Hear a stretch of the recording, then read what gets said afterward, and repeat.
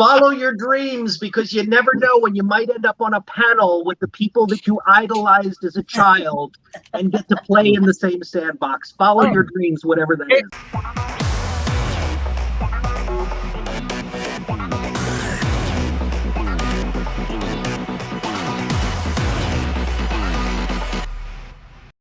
Another episode of GalaxyCon Live, where we are bringing the convention experience directly to you.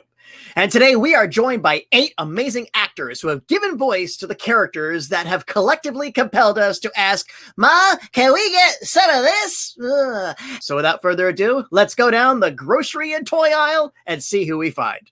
Our first guest is an actor whose credits include Milo Murphy's Law, One Punch Man, and Saint Seiya. Today he joins us as the voice of the thirst-busting Kool-Aid Man. Please welcome Brock Powell.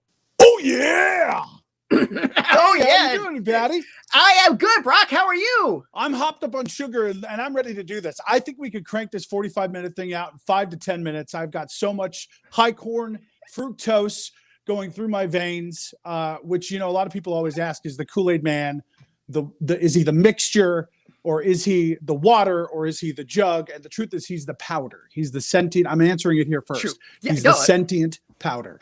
That absolutely makes sense. And when you inherited the role, he's no longer the collateral damaging, causing Kool-Aid Man that I grew up with. He's a little more conversational and a little more presentational, shall we say. Yeah, I like to call the Kool-Aid Man the Hodor of advertising, because he's known for these 2 words right here, which I think, you know, these amazing actors that I'm on the panel with today, we all are probably tied for the record of words per minute, or, you know, as far as like a gig goes for 2 words, or even a catchphrase. Oh yeah, it's pretty, it's pretty short.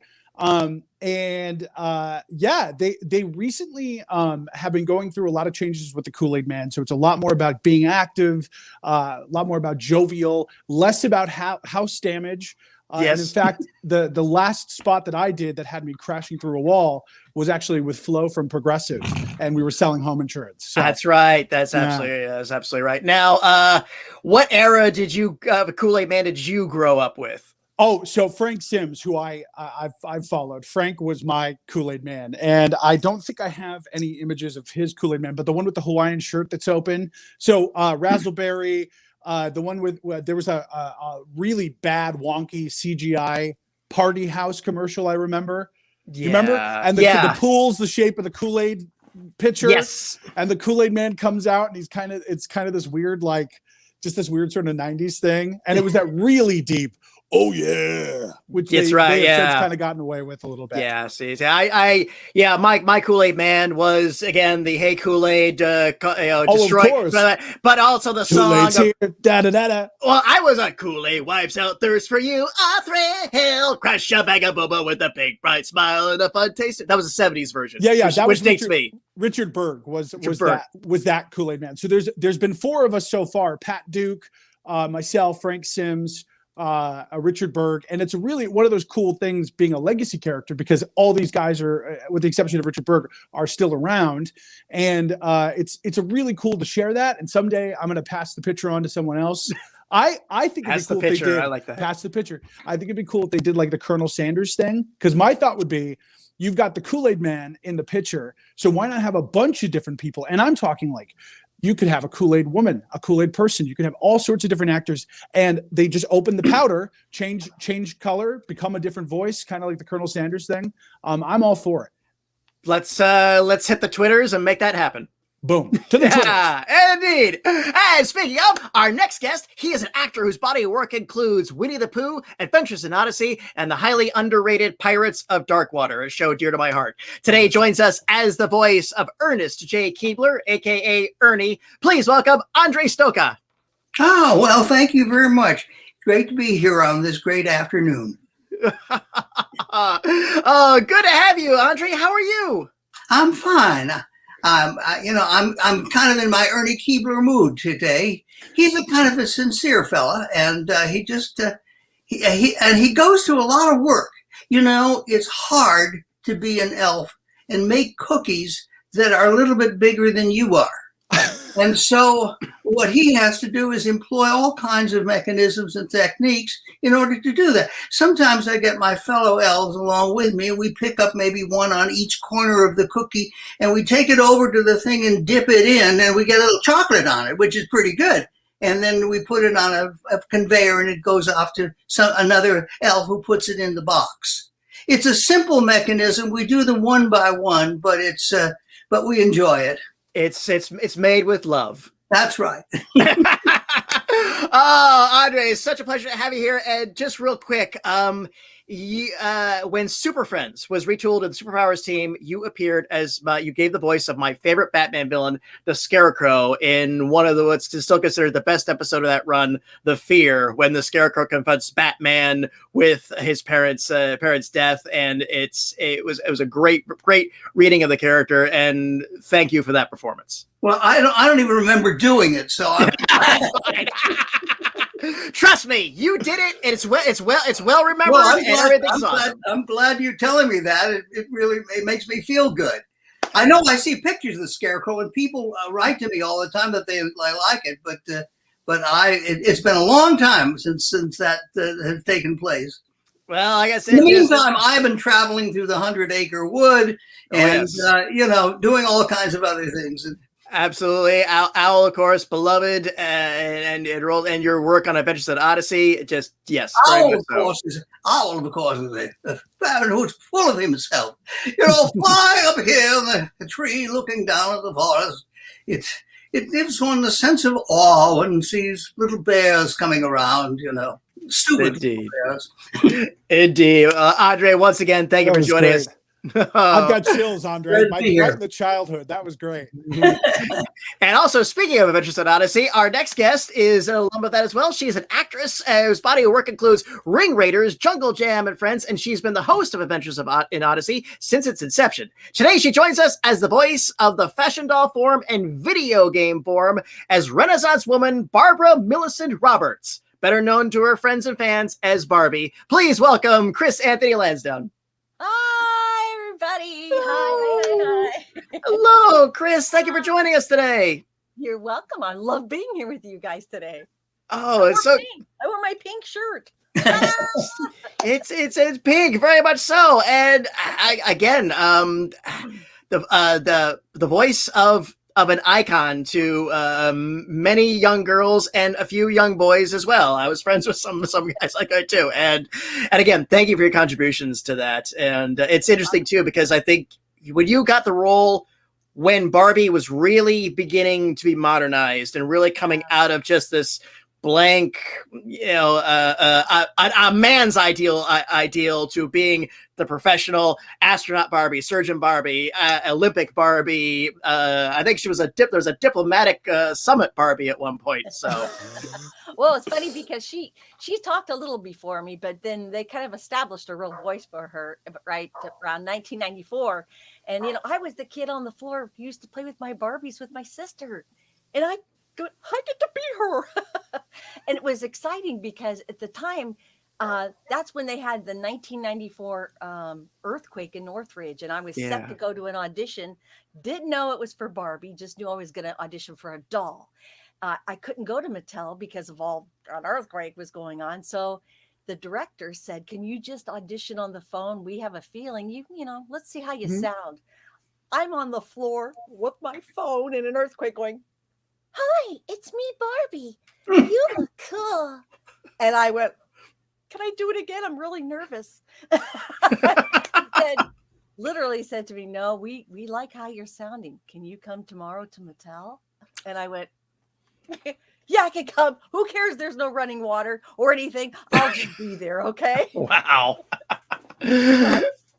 And the rest is history. It's a real privilege because it's a lot of responsibility to be, an icon's voice, Barbie. I'll tell you, to this day, I still look at little kids and I say, "Close your eyes. I love you. I'm Barbie." And that way I can still feel, that little magic. Oh, absolutely. Well, Chris, thank you so much for joining us. This is an absolute pleasure. You're welcome. Happy to be here. Indeed. And our next guest is an actor and producer whose credits include Mickey and the Rooster Racers, Tom and Jerry, and Star Trek Online. Today joins us as the voice of Lucky the Leprechaun. Please welcome Daniel Ross. I found me Lucky Charms. Hey. Hi, everybody. Hey, Daniel, how are you holding up? Doing pretty good. In great company, so I'm amazing. Thank you. Absolutely. And real quick, you did some ADR work on the Joker. Did I read that correctly?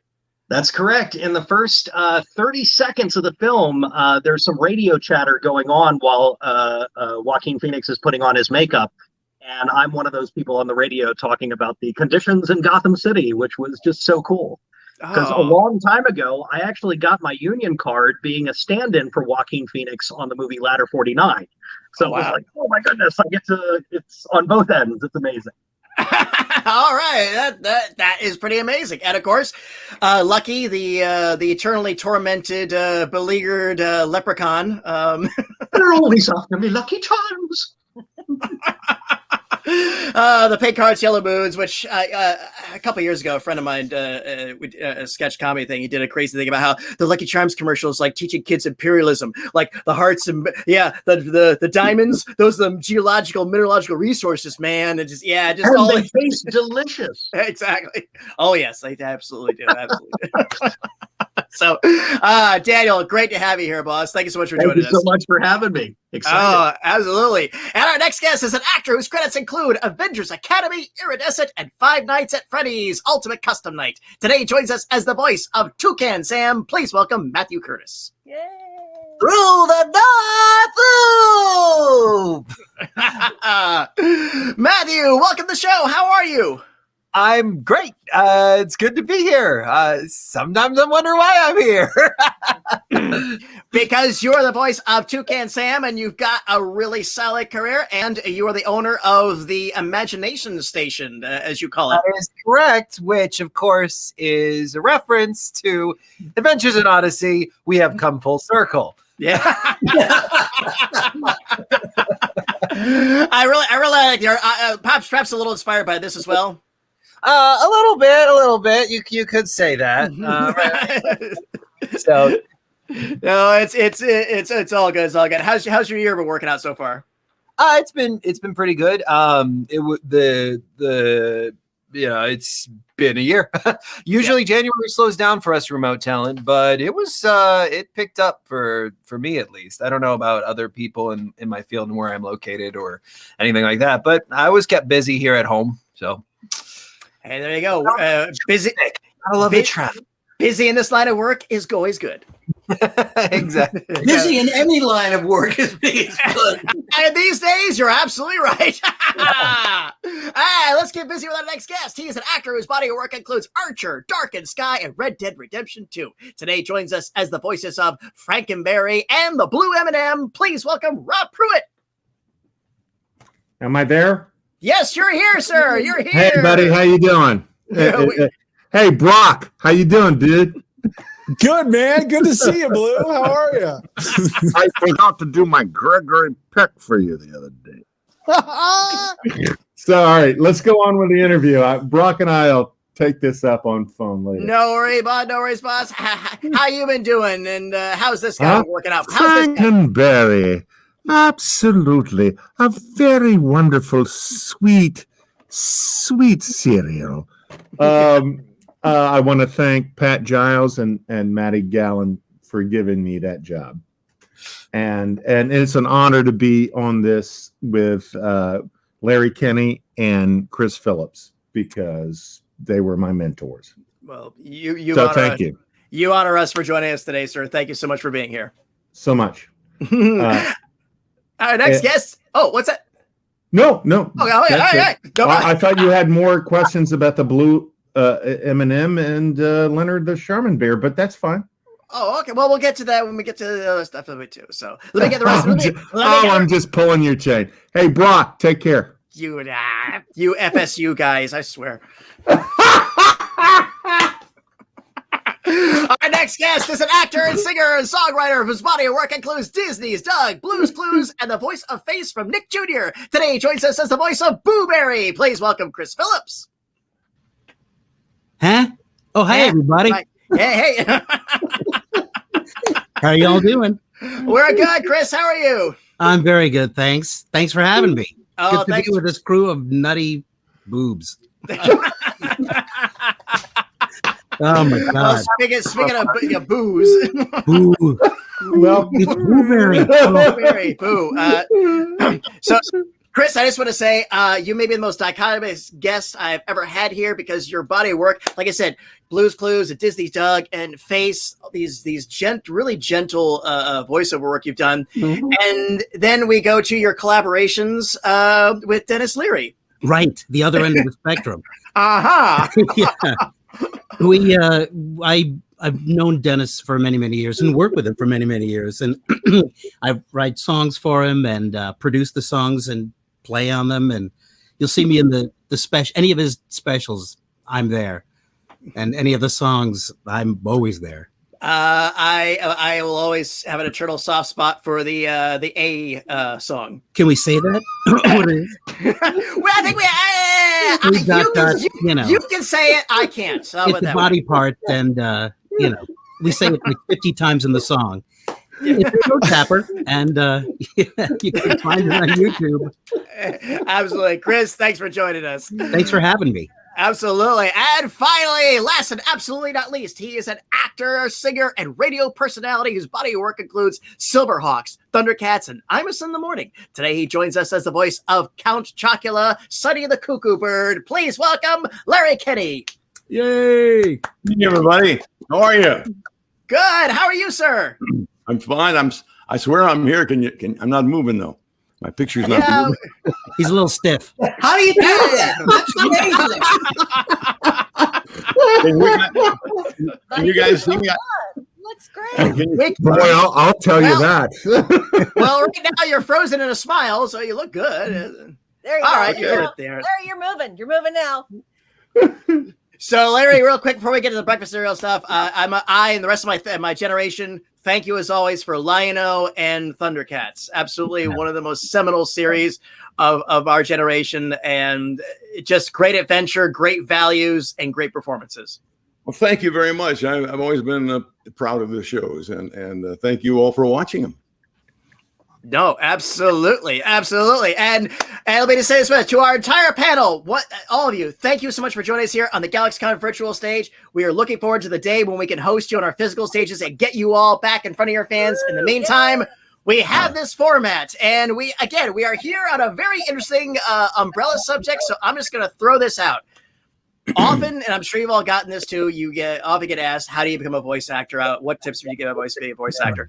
Now, in this commercial work, when you're doing a little different from the narrative animation and stuff like that, what are the challenges in doing this? I always imagine that there's a lot more corporate eyes on you at the recording process and the selection process than there would normally be in a series or a cartoon short of some kind. Yeah, there were a lot of guys that are always looking at you. I remember once I was doing a spot for Bank of America in San Francisco. They flew me up to San Francisco, and I'm doing a jingle, a spot to a jingle, and part of it is Bank of America. Bank of America can help you, can solve your business problems. That was the key line, and I did it. I actually hit every cue. You know what I'm talking about when you're working to a musical jingle. You hit every single moment, and I did it. And the control room is full of people. I mean, there must have been at least 20 people and there's smoke in those days. You were smoking and food was being brought in and all of that sort of stuff. And I'm waiting in the studio for somebody to say something, and nobody says anything. And I'm waiting for 20 minutes. Finally, after 20 minutes, somebody says, Andre, where you say Bank of America can solve your business problems? Yeah. Can you say it in a way that it sounds like it can't solve your business problems? And I said, what's my answer? Everybody, sure, I can do that. And I did another take, and we were out of there. That was it. Yeah, well, you know, Andre, what I normally say to producers or whomever I'm talking to at my studio is like, give me a line reading. I don't mind that. I never I'm gonna mind do a whatever line I reading. want. Yeah, then you give them what they want. Yeah. No, I never asked for line readings. I figured. Well, that's just me. That's fine. But what did you say, Chris? I'm sorry, you said something. No, that I never mind if somebody asks me for a line reading. Then you know you're giving them what they want. I'd like to hear what Larry has to say about this. Well, I just say to them, what the hell do you want then? I've done 10 things for you. I do have a Barbie. No, I don't mind at all. I won't mention the store it was for, but Right. a certain store. And she was going to be with Ken, and they were going to be riding around in a car together, and they were going to be looking at toys on a shelf. One director said to me, he goes, now, we don't want Barbie to sound dumb. We don't want her to sound like an airhead. But the other director says, but make her really sweet. Make her really sweet, innocent. And then the other lady says, well, I'd like her to sound more like a teacher. The other person saying, no. Make her sound like she's afraid, but she's brave. But I know what you'd say. I knew what you would say. You'd go, I got it. No, I said, cool. It's just the same thing, right? Cool. Brock, what do you do? What is your response to this? What do you think? I love working, and I think ad execs are crucial to my job. Yeah. So I will say that they are always right. But I will tell you a quick Kool-Aid story, because one of my first gigs with them, obviously this guy says 2 words, and there were 6 people in my headphones. Right. We were doing a remote session even then, and they go, okay, so you're bursting through a wall, and it's a surprise party. So okay, oh yeah, okay, but this time it's for a group of girls, little girls. Oh yeah, okay, but now it's little boys. Oh yeah, and they kept changing the circumstances of the party. It's a birthday party, it's a Christmas party, and I don't know what we ended up trying to get, but they went with like take 1 or 2. So whatever they were trying to get in the inflection, they got pretty early on, which I don't know about you all, but that seems to be pretty common, that it's pretty early that you get what you need usually. Well, I kind of side with Chris and Larry on this. Is like, what do you want? Just tell me what you want. The first direction I got, my first job was playing a lamp. And I was for a van and storage company. There's a radio spot, and I'm a lamp. So the director says, now, you know, there are a lot of different kinds of lamps. And I'm well, there are. I've met Paul, and I still have their names, by the way. And I said, yeah. And she says, well, you know, like, there's like a 25-watt lamp. And I said, yeah. And she said, and maybe 100-watt lamp. And I said, yeah. She said, well, we'd like it to be like 50 watts. And I said, gotcha. You know? Oh, I thought you said lamb. I'm sorry. I apologize. Lambs? Nah. A 50-watt lamp? Nah. I can do that. I can do that. We're gonna get lettuce, right, Larry? We're gonna get lettuce. God, Matthew. How about you? What's been your experience like in as Toucan?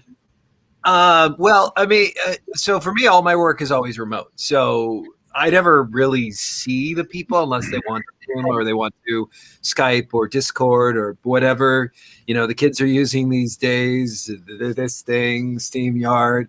But for Toucan Sam, it was so what we do is you got your Source Connect standard session, which is a bit like ISDN, but on the computer. And then you usually they're all connected via phone patch, via Skype, via Zoom, and they're all coming in your earphones and all giving you different direction of how to do it.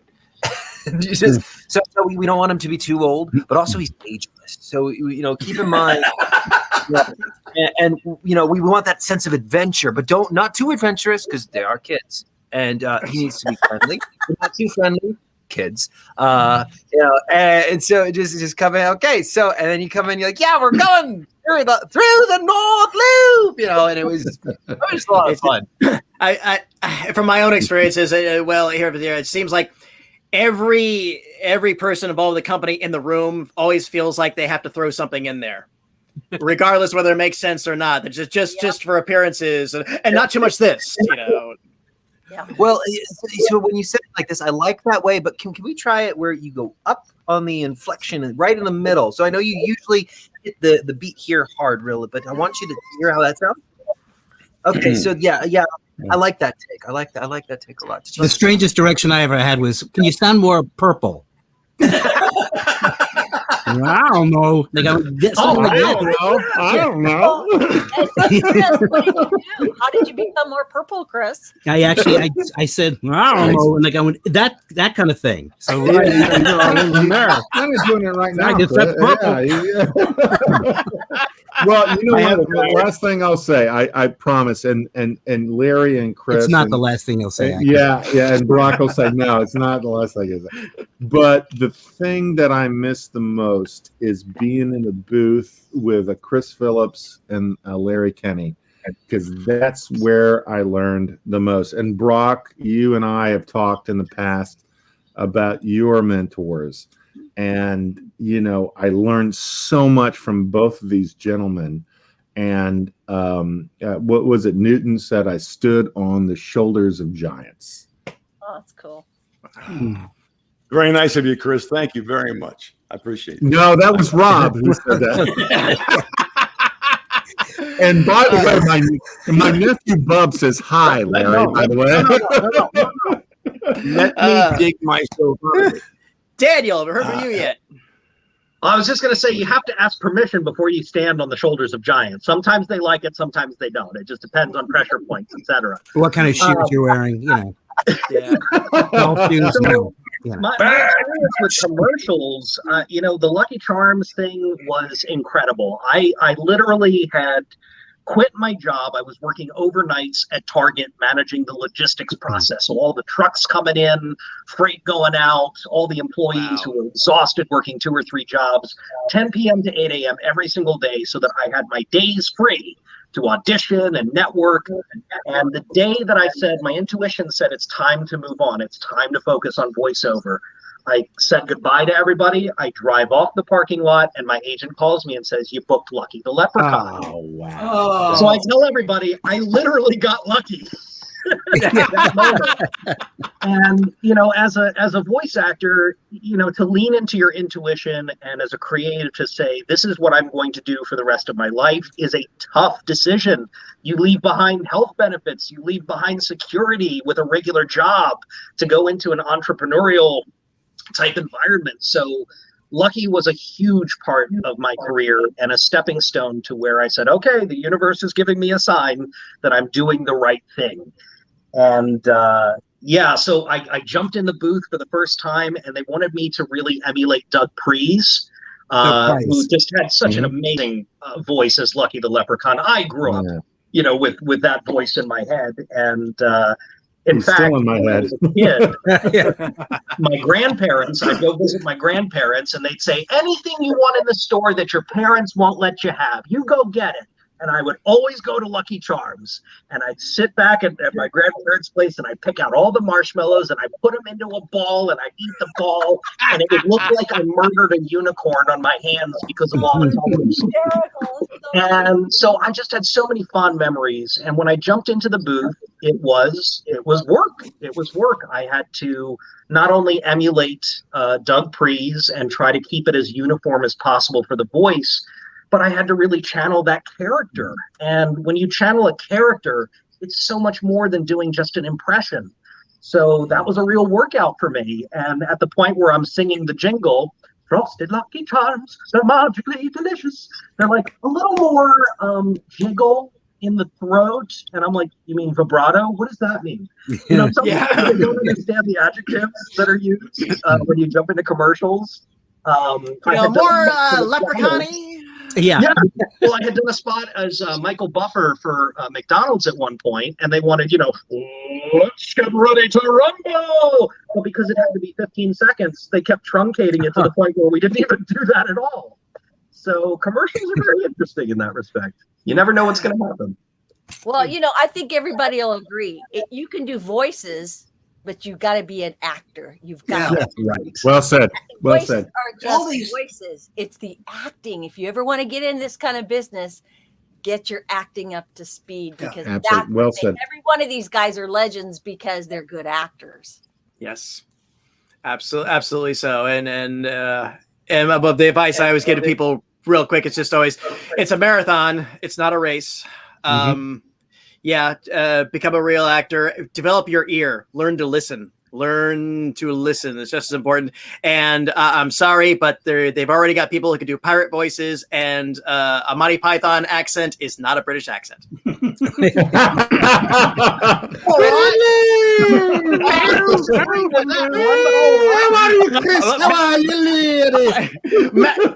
looks like he's in a dispute. Call for it. If the specs say, Monty Python. Oh no! Oh yeah! Oh that's God! Right. That's right. I'll put a dress on and everything if they. That's right. I got one in the other room. I'll go get it for you. Well, what'd you say, Larry? I didn't hear you. What'd you say? I left mine there at your house. Is that what you said? So our producers let us know we have some audience questions good to go. So let's go ahead and roll to them and let's see what comes out. And our first one is going to come from Aaron, who wants to know any favorite memory voicing your classic character. No. Who's going to go first with that? I vote for Larry Kenney. I won't mention how many years he's been doing it, but it's a lot more than ours. Did you want to mention something? It's been for the. I'm Cuckoo.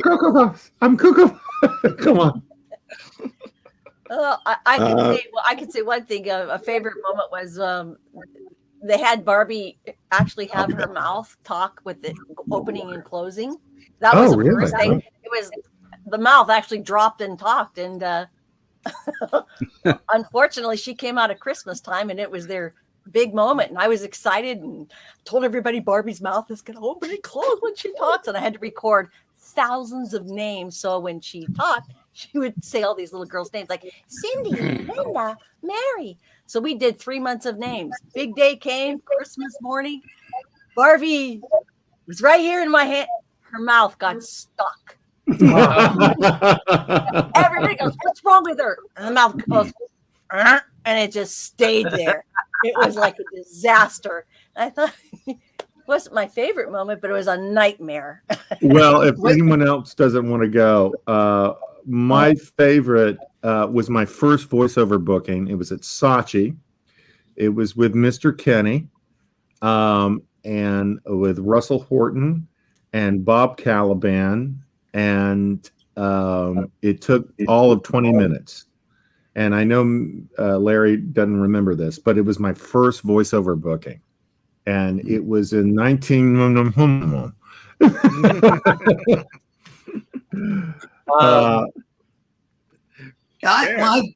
My most difficult moment, I think, and the most stressful, they decided to come up with a character for McDonald's years and years ago called the Professor. And Howie Morris had done it. I'm the professor here, and we are talking to him. So they said, we're going to have an audition. And I said, Howie's going to go in and do that. And everybody's going to try to do Howie. And, and he's the best at that you can be. So if I'm going to audition for it, maybe I ought to go, 180 degrees away from that. And I said, yeah, sure, I'm a professor, and I'm just going along here and just talking. Well, at any rate, I did the audition, and I knew I would lose it, and that was all ancient history. 6 months later, I get a phone call saying, the audition you did for the Professor, they want you up at their studio, and they'd like you in there in an hour, and they need to record some tracks. So I said, what did I don't even remember. They say, well, you did the professor. All right. So I go up to the place and they say, great. Andre, it's good to see you here. We're going to do the professor. How does he sound? I said, what do you mean? Because there's nobody on the creative team was part of the old creative team that chose me. So I'm the only one there who knows how the professor sounds. And so, and they kept writing for the old professor. So it was a kind of an odd thing that for that whole campaign, we did a lot of spots. I was the only one there who really knew how he was supposed to talk. And I would have to correct the writers because they were writing 90 mile an hour dialogue for him. And I'm supposed to be doing, well, sir, you got it. Frustrating thing. Oh my goodness! You know what? I'll jump in. One of my favorite moments recording, not necessarily for Lucky the Leprechaun, but I'm going to jump to a Donald Duck story. I was at the studio, and the late and wonderful Russi Taylor was coming out of the booth. And she sees me, and she goes, "Oh, Daniel, do the voice, honey. Do the voice." And I'm like, "What voice?" And she's like, "You know what voice." So I said, "Okay." And she breaks out into Huey, Dewey, and Louie, and we had a whole conversation together with Uncle Donald and the nephews. Wonderful.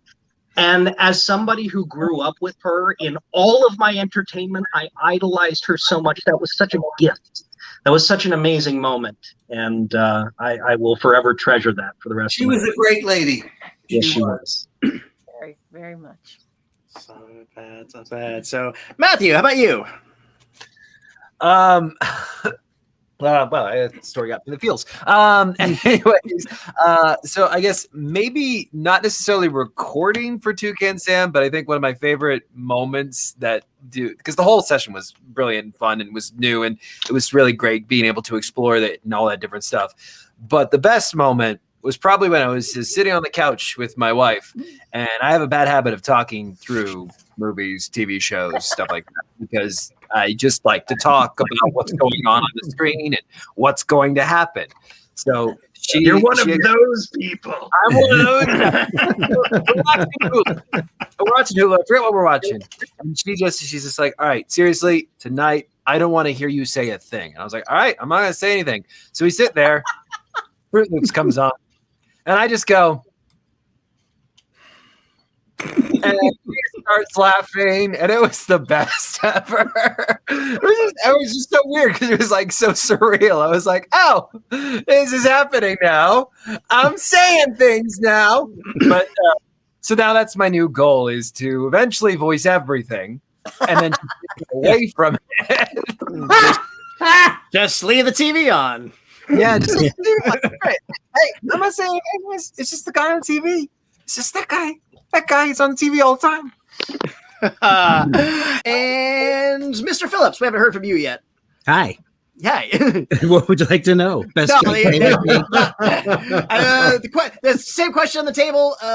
Just a favorite memory from the recording booth for any of your characters. You know, I don't know. The first gig I ever had was blew me away. I was the weird kid that read the credits on the end of cartoons and would get comedy albums and look at different voices that were on different things like that. So the first gig I ever had there was Jackson Beck had a voice like this, and he was the Adventures of Superman and all that kind of stuff. And Bob McFadden, who was the original Frankenberry amongst a million things. Oh, hello. Len Maxwell, who was the original Hawaiian Punch. Hey, how about a nice Hawaiian Punch? You know, and Dan Resin, who was in Caddyshack as Dr. Beeper, and Bob Caliban, and myself. And I was the only one I didn't recognize at the session. But meeting all those guys was amazing. And then working with them was unbelievable. And we all got along brilliantly. And I got close to them and started working with them after that. And that to me was a great way to really kind of get into the business. And so I fondly remember that memory. But otherwise, you know, nothing too strange. A guy named Paul Christie and I did these two characters for Walmart. Paul Christie was also Stickly on Nickelodeon while I was doing Face. So we ended up getting these two characters for Walmart, Wally and Marty. And at the beginning of the session, it was at the end of the day, this woman that worked at the studio came in and said, "Okay, gentlemen, I'll take your drink orders." And just in a cocky way, I'd made a drink order. Paul did too. She came back with actual drinks, and it turned into be the most fun session I ever had. I couldn't believe we were doing it, but it was a lot of fun. Yeah, Chris, two words for you. Margarita mix. Yeah, have you been there in LA? Yes, I forgot about that. Yeah. Whenever I've been at LA there. I made that when you come. Yeah, next time you come out, we'll have to book a session. I don't even care. Larry, everyone, Rob, Matt, everyone, Chris. I'll book us on a fake job and we'll go to Margarita Mix. And I'll bring Paul Christie. I'll bring him. Yeah. Brock, how about you? What's a favorite booth memory? Oh man. First of all, Patty, I have to say that like I got into this because I'm a fan first, and I spent most of my Saturday mornings watching these amazing people perform and listening to them. And so I remember vividly. My sister and I both played with Barbies proudly. We grew up pretty poor, so we would have to share the same toys. So I played with Barbie, and I have tons of fond memories of that character. The many adventures of Winnie the Pooh. Come on, Andre. And of course, Lionel being on the same call with Larry Kenny is an honor. I used to sit and eat cereal having no idea that Larry was also the voice of Count Chocula, so it's a trip. It's the thrill of a lifetime to get to do this and to do this with people that I respect and have affected me since I was a child. And I'd say one cool thing that came out of the Kool-Aid gig is I'm the official voice of the Kool-Aid Man for the Hastings Kool-Aid Festival that happens every year. It raises a little money for the town of Hastings, Nebraska, where Kool-Aid was invented. And I'm most proud of that. Above all the stuff that's paid, that's a really cool thing because that community is an amazing community. And the Hastings Kool-Aid Fest raises money for charity, and you can check it out. I think they're going to do maybe a virtual one this year. So. Very nice, very nice. Larry, bring us home. Favorite booth memory? Oh, geez. I don't have a particular one, but my favorite, one of my favorite things when we were doing Thundercats is Earl Hammond, God bless him, played a character called Mumra, the head mutant. He was the chief villain. And for those of you who remember the cartoon show, when Mumra got all upset and was getting angry, drool would start coming out of his mouth. But when Earl did the character in the studio, he drooled and he spat. Wow. Asian spirits of evil transformed. And the spit would, I'm telling you, after a while, we would all run to various corners and try to hide. One time I went to see Gallagher, the comedian. And if you know Gallagher, in the theater, they had plastic sheets. You could put it like this. So I brought one of those.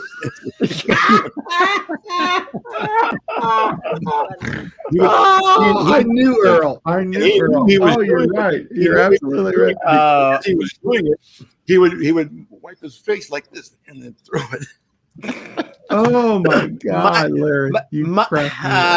Michael Bell tells a similar story where he talks about working on Speed Buggy with Mel Blanc and talks about anybody who guest starred during the table readings. They'd always say, "Oh, why don't you sit next to Mel?" Because when Mel did the voice of Speed Buggy, whoever